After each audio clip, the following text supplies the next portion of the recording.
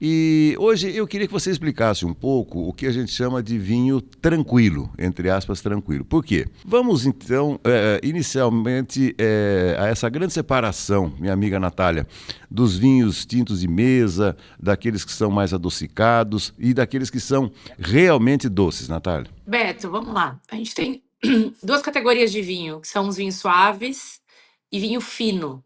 No Brasil, vinho suave é considerado vinho, tá? Em outros lugares do mundo não é.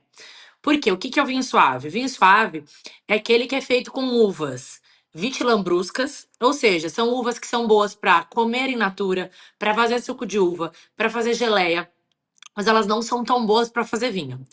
E ela fica com aquele dulçor ao final, porque eles acrescentam açúcar no final, né? Então, isso é o vinho suave, o que tem açúcar no final. Então, no Brasil é considerado vinho. O vinho fino não tem açúcar e eles são feitos à base das uvas vitiviníferas, que são essas aí conhecidas, Merlot, Malbec, Cabernet, Chardonnay, mas a gente tem mais de 5.000 tipos de uvas, tá? Então, é muita coisa. Os vinhos suaves são aquelas que são feitas com Thompson, Bordeaux, Isabel, essas docinhas que são gostosas mesmo de comer. Então, isso basicamente é o vinho fino e o vinho suave. Quando a gente fala de vinho tranquilo, é aquele vinho que não tem perlage. Então, os vinhos espumantes, espumante é uma categoria de vinho, tá? Tem gente que fala assim: ah, não, não vou tomar vinho hoje, vou tomar um espumante. Espumante é vinho. Então, os vinhos espumantes, frisantes, eles têm perlage, né? Eles têm as bolhas, as borbulhas, devido ao processo de fermentação deles, né? Eles têm dois processos de fermentação, por isso que eles têm as borbulhas. E vinho tranquilo, Beto, é tudo aquilo que não tem borbulha. Então, vinho tinto, vinho branco, vinho rosé, eles são vinhos tranquilos, tá? Agora, quando a gente fala, eu quero tomar um vinho mais suave, às vezes a pessoa usa esse termo suave achando que quer um vinho mais Exato, leve. É exatamente. leve que a gente tem que usar a palavra. Leve. Vinho suave tem açúcar, que são aqueles doces. E você falou muito bem que é isso. Quando a gente toma um vinho suave, ele dá muita dor de cabeça. Ele dá uma Aham, ressaca maior por causa do açúcar, né? claro. Então, excesso de açúcar faz mal. Então, e aí ele me perguntou, dentro dessa conceituação que ele estava buscando, qual seria uma uva, então, mais indicada. Eu falei, olha, se você pegar um vinho suave, decidir comprar um vinho suave, não tem muita chance, né? Quer dizer, é aquilo lá, no máximo, indiquei para ele o Bordeaux, né, que é tradicional, mas falei, pega pelo menos o Merlot, Syrah e tal, que são uvas um pouco mais tranquilas, vamos dizer assim. E essa pessoa que tem essa dúvida, às vezes, Natália, vai na dosagem alcoólica do vinho. Isso necessariamente não indica se ele é melhor ou pior, né? Ou mais tranquilo, vamos dizer Não, assim. e não tem nada a ver. Eu tenho feito bastante curso agora, né? Dando bastante curso.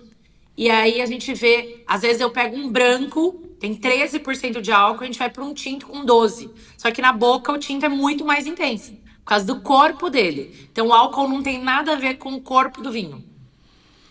Então, às Entendi. vezes é um vinho muito alcoólico, só que ele é leve na boca, né? Então, e uma dica aí para quem. Eu tenho bastante aluna, Beto, que o marido gosta de vinhos mais intensos, ela gosta de vinhos mais leves. Como fazer isso? E como começar nessa graduação? Porque não adianta nada uma pessoa que toma um vinho suave querer tomar um Cabernet, um Malbec de uma vez. É claro que não vai gostar, né? Por causa do. Tem muito tanino. Então, seguir uma reguinha, que eu falo que são a régua das uvas. Então, começar lá no Sauvignon Blanc, Chardonnay, as uvas brancas. Pinot Noir é uma uva tinta bem leve. E mesmo assim, se a pessoa ainda quer continuar no doce, moscatel, que são os vinhos espumantes, que eles são doces da própria uva, né? Não vai fazer mal aí com excesso de açúcar refinado. E colheita tardia. Colheita tardia é uma opção muito legal, que são as uvas que são colhidas após o processo, que ela já está muito madura. Então, eles esperam para colher depois do indicado. E aí ele fica também, o dulçor é da própria uva. Ele vira tipo uma uva passa ali, né? Ele vai passando e aí eles fazem o vinho com essas uvas. Então, colheita tardia também é uma boa opção. Mas é isso, Beto, tentar agradar uma pessoa que toma vinho tinto seco e uma pessoa que toma vinho suave, não vai dar. O ideal é cada um ter sua garrafa e pronto, sejam felizes. Tá certo. Então, mas assim, o paladar a gente educa também, não é, Natália? Quer dizer, Educa, exatamente. você tem que tomar uma grande variedade de vinhos ao longo da vida, aí você vai preferindo isso e aquilo. Ontem, por exemplo, saí com a Márcia no Dia dos Namorados e eu levei uma garrafa de vinho que eu comprei recentemente num supermercado que é incomum aqui na nossa cidade. E Merlot. E eu me desapontei um pouco, porque logo que foi aberta a garrafa, eu percebi que ele estava um pouco alcoólico demais. Então, até fiz o brinde com a Márcia e tal, falei, vamos aguardar um pouco, ele vai abrir. E aí, durante o antipasto e tal, a hora que chegou o prato, nós fomos tomar de novo o vinho, e realmente, aí dava para perceber um pouco mais as notas desse vinho. Essa questão do vinho ser mais alcoólico no começo é uma regra, Natália? Não, na verdade, se ele tiver, por exemplo, um processo ali, se ele passou por barrica de carvalho, depois ele ficou nas caves aguardando, né, para fermentar. Então, esses vinhos mais elaborados, ele precisa respirar assim, senão, porque os vinhos que são vinhos de guarda, vamos dizer assim, que são feitos para guardar, que são feitos barrica de carvalho, que passaram pelas caves, e eles aguentam mais tempo, eles têm muito álcool, Beto, e muito tanino. Então, quanto mais tempo a gente deixa tanto ele para tomar e quanto ele para respirar, melhor ele vai ficando. Tá certo. Natália, eu queria falar um pouquinho também sobre algo que às vezes parece constrangedor, mas eu acho importante, que é a questão do preço. Particularmente, eu tenho três patamares de preço na hora da escolha. Queria que você falasse um pouco sobre isso também.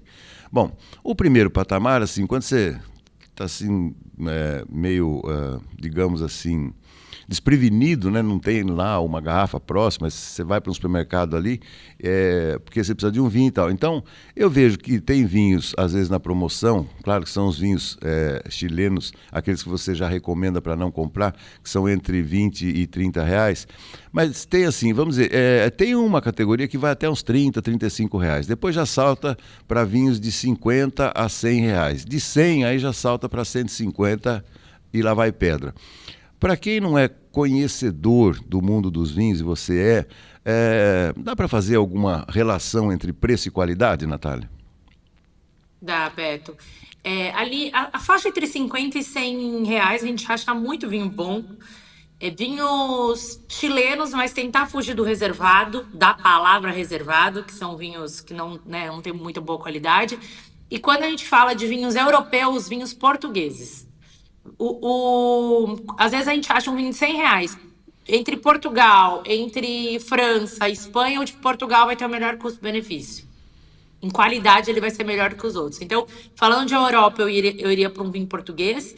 E aqui, chilenos, argentinos agora também subiram os preços. Então, chilenos são bem mais baratos do que os próprios vinhos nacionais, né? Que isso Sim, é triste, né? A gente já falou isso sobre isso, como é caro, que é tudo, a taxação é muito alta. claro, claro. Mas eu iria para um chileno ou para a Europa um português. Mas entre 50 e 100. Abaixo de 50 a gente tá, como tá tudo muito alto, os impostos estão muito altos, então abaixo de 50 a gente tá perdendo qualidade de vinho aí.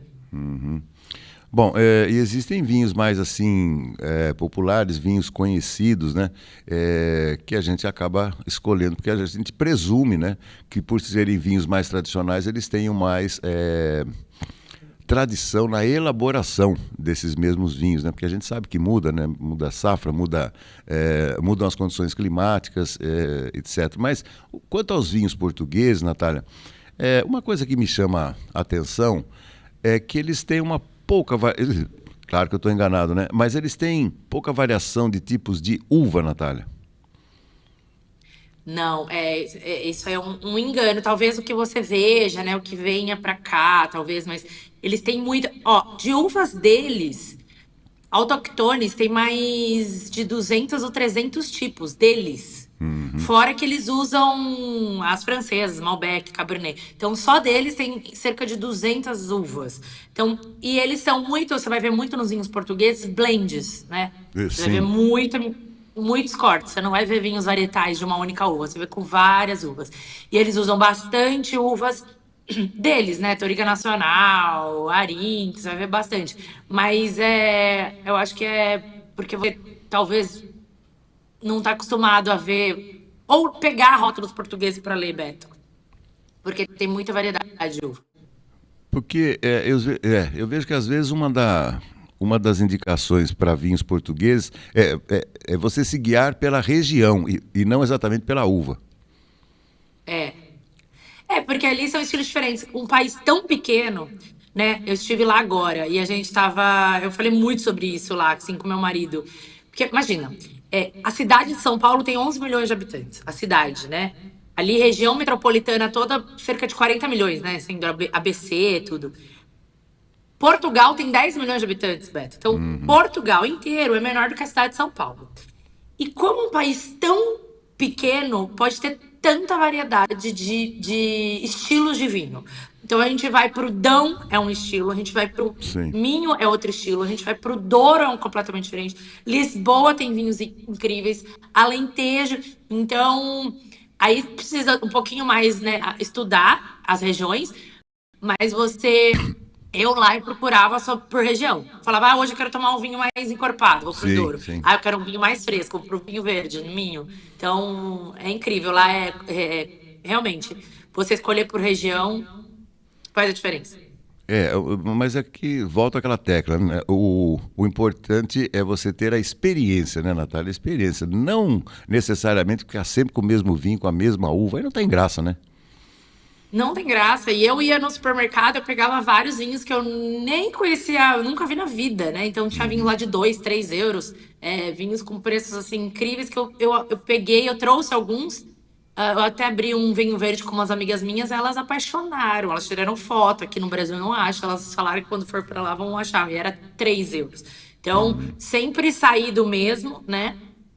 É o melhor.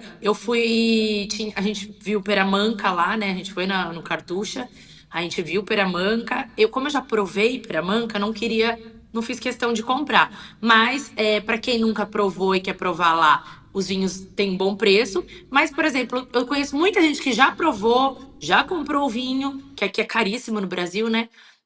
A tinto, o branco tá R$ 900, lá tava 50 euros. O tinto, dependendo da safra, chega a R$ 5.000. Ela tava 200 euros. Então, eu conheço muita gente que já tomou e vai pra lá e toma. Igual, mesma safra que já provou.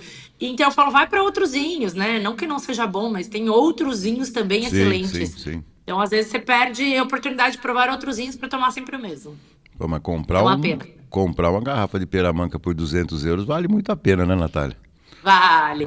Então, e as safras, né? Não, é incrível a história do Peramanca. Eles têm. Ele é feito desde 1500 Sim. e eles só lançam nas melhores safras, né? Acho que foram 40 total. É. Então, realmente é uma história para ter, para provar, é incrível.